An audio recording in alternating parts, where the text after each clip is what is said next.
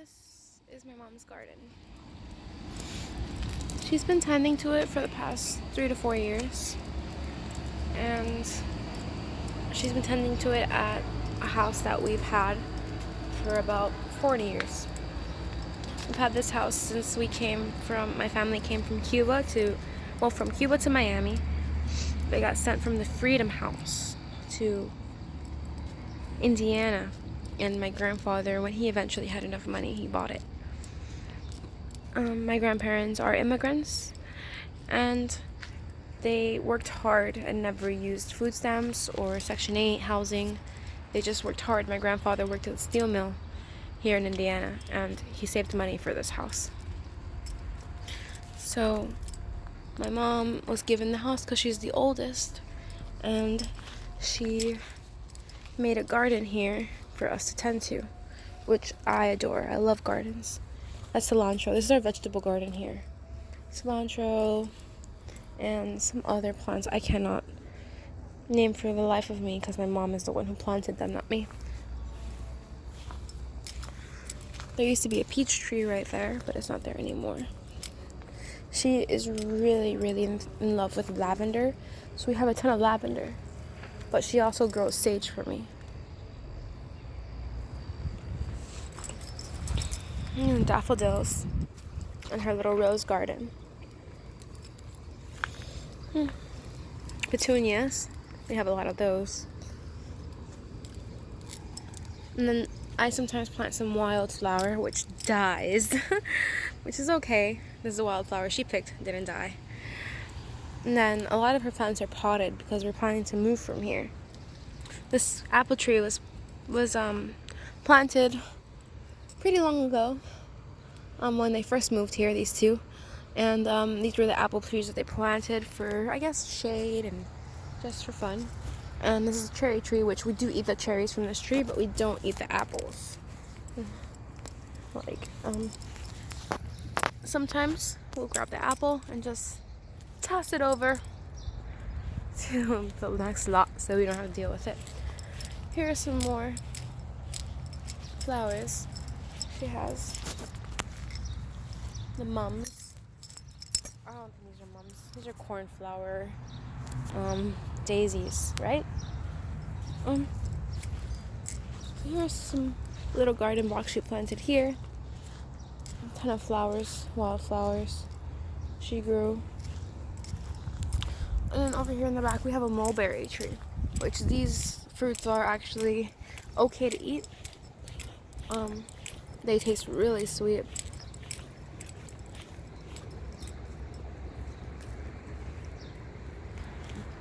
Super good.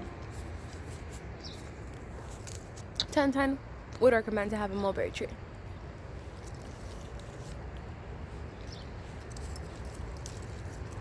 Only bad thing about it is that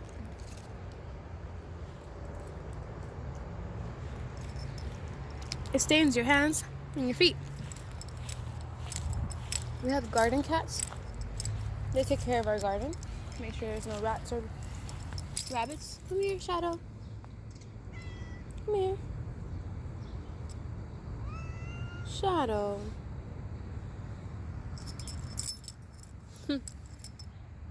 She's kind of scared. There's another one that we have back here, which we will be moving to our next house. So right now, the mission is to tend to the front of the house.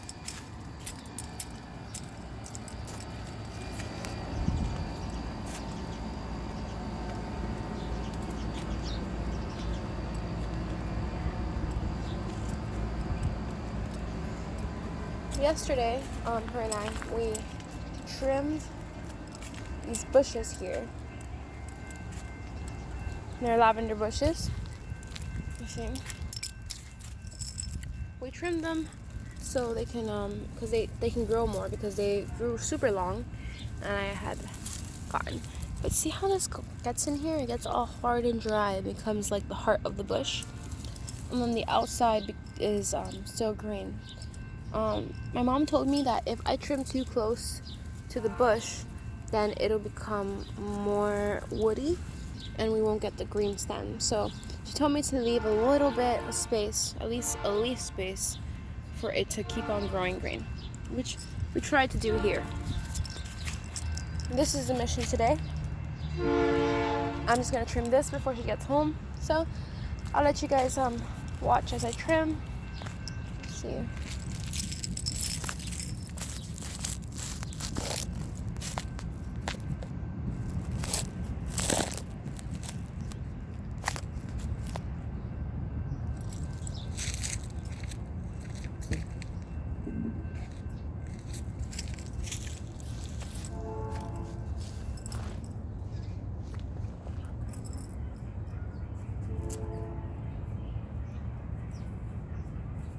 We live in downtown Gary, Indiana, which is the reason why we're moving, because she lives here alone most of the year, and it's not very safe, but we live on a street where there is an old folks home, so it's a safe street in an unsafe zone. So what I like to do is just look around first, see where the bush is all woody, and see where I can start trimming. And then I like to grab a bunch, just a little bunch. She tells me not to do this, but I do it anyways because this is how I find it easier. So I grab a bunch, right? I try not to grab a bunch that has too much woody on top so I can get a longer piece.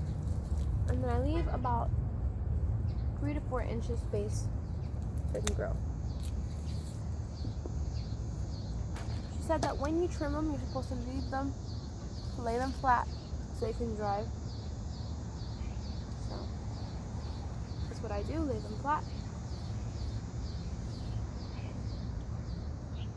And go ahead and continue to trim. What I do with these lavenders is that I make them into a bundle with sage. I love lavender and I love the way that it makes the sage smell. We know that sage is good for purifying your home and yourself. So that's what I use it for. Since I'm also an artist, I use these for my shows because my music is made to... I am a music just so I can enlighten myself and others about the world around us as I learn. And I learned that this, just like we have energies, plants have energies and they can feel our energy.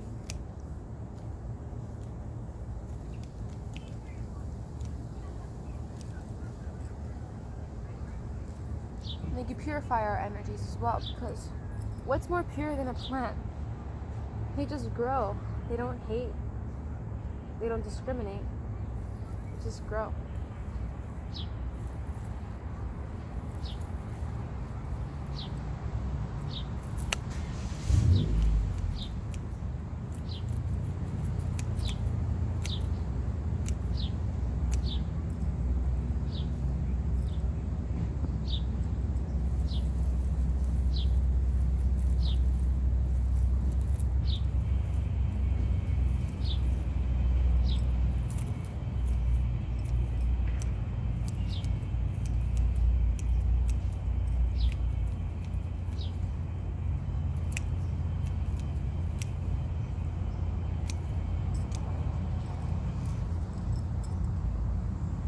These aren't that hard to trim because they weren't as big as the other bush she had. The bush that she had before was like super tall and like super big, and I started trimming it for her.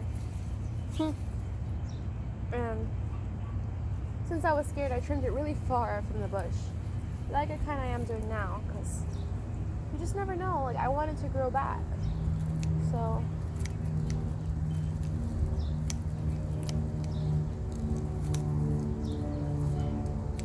I try not to cut too recklessly.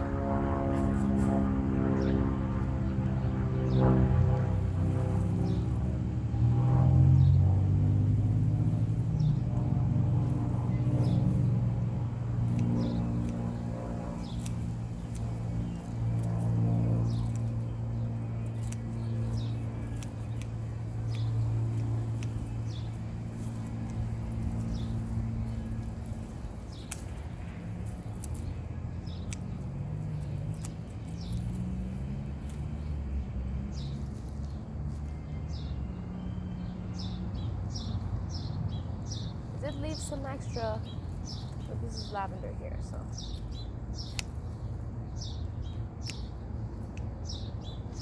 I make these into sage bushels, wands, because I believe that they have purifying power. So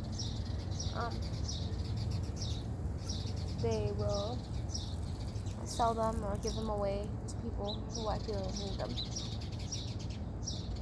And since I feel like they're tended from my mom's garden, they have a special energy to them, special loving energy. My mom dedicates her time and passion into these, so I can feel them. They grow huge because of her love. My mom is recovering. Well, she recovered from stage 0 cancer, breast cancer. She had a double mastectomy last year. And has been thriving since. She does crazy runs. She's a runner. And she works at a law firm. She's super youthful. She's 20 years older than me because she had me at the age of 20. I always feel like she's such a special person. Her birthday just passed recently. It was on July 16. She is a sensitive cancer.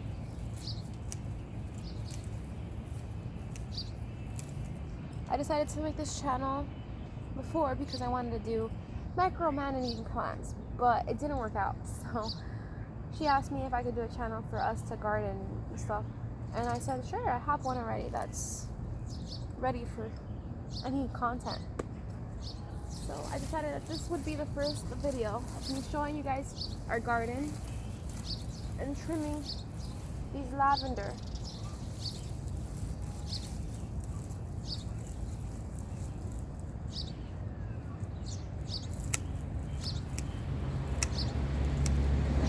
She's working right now, so I'm tending her garden.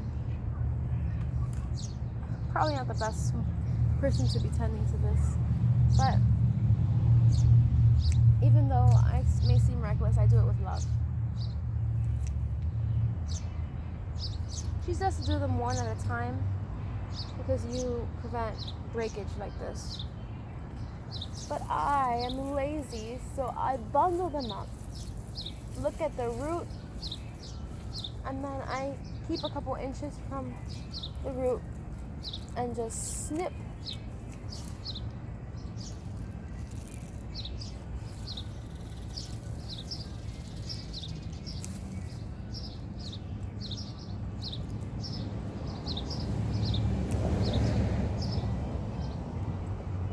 Pretend like that. We're all done. Right there is sage that I want to tend to soon, but they're not ready yet, so I cannot trim them yet. But these were more than ready. Now, go ahead, put them in here. And just remember that when you get lavender, you have to lay them flat. We're not experts or anything, but she told me that this was the correct way to store them. So what I'm going to do now is I'm going to take them with me to the garage and leave them there until tomorrow when I will bundle them up. So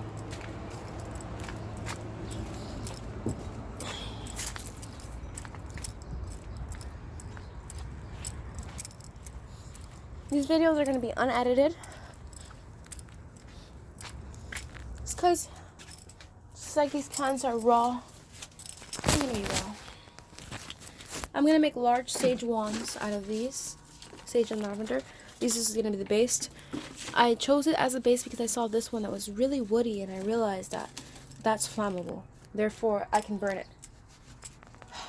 Here are some bushels that her and I trimmed and I bundled up to dry. And these are some mums that she bundled up last year with me. They all have seeds already coming out. See that? Those are seeds right there. So yeah, I guess that's all for today. I just wanted to introduce myself to you guys and show you guys the garden. You guys have a beautiful day.